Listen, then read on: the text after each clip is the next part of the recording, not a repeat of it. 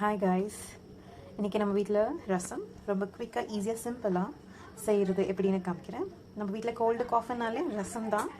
வாங்க எப்படி செய்கிறதுன்னு பார்க்கலாம்.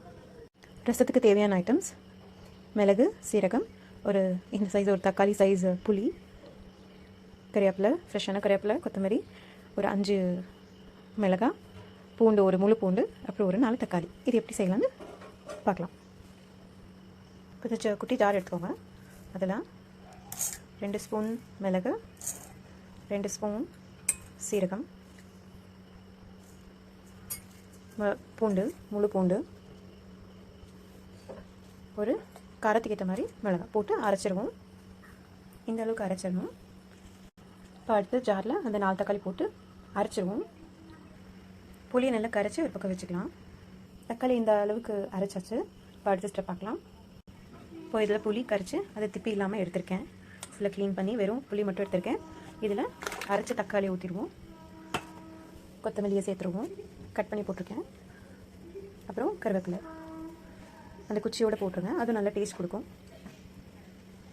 கொஞ்சம் கருவேப்பிலை போட்டு இதில் நல்லா அதில் இருக்க சாரில் கொத்தமல்லி, கருவேப்பிலை, புளி, தக்காளி எல்லாம் நல்லா ஒரு காம்பினேஷனாக வரணும். அந்த அளவுக்கு நல்லா பிசைஞ்சு நல்லா இந்த மாதிரி கரைக்கணும். இந்த அளவுக்கு கரைச்சிட்டு இப்போ தாளிக்கலாம். வாங்க. ரச குவான்டிட்டிக்கு ஏற்ற மாதிரி ஒரு பாத்திரம் வச்சுக்கோங்க. இதில் ஒரு குழிக்கரண்டி எண்ணெய், ஒரு டீஸ்பூன் கடுகு பொரியட்டும்.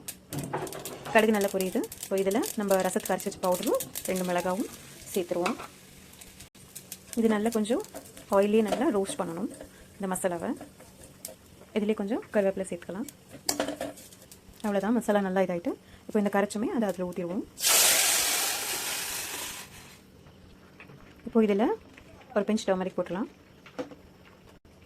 தேவையான அளவு உப்பு. இப்போ இது நல்லா கலந்து விட்டுட்டு உப்பு எப்படி கொஞ்சம் நேரம் விட்டுட்டு உப்பு டேஸ்ட் பண்ணி பாருங்கள். அது கரெக்டாக இருந்தால் ஓகே, இல்லைன்னா ஆட் பண்ணிக்கலாம். இப்போ ரசம் தாளிச்சாச்சு முடிஞ்சு. இப்போ நல்லா அது நுர கட்டணும். நுர கட்டிய பிறகு நம்ம கொஞ்சம் தண்ணி விட்டு ஆஃப் பண்ணிக்கலாம். அதை இந்த அளவுக்கு நுர கட்டின பிறகு கொஞ்சமாக தண்ணி விட்டு கேஸ் ஆஃப் பண்ணுங்க. அவ்வளோதாங்க. ஜஸ்ட் 5 மினிட்ஸில் ரொம்ப டேஸ்டியான ரசம் ரெடி. கண்டிப்பாக ட்ரை பண்ணுங்கள். ட்ரை பண்ணி கமெண்ட் பண்ணுங்கள், லைக் பண்ணுங்கள். தேங்க்யூ.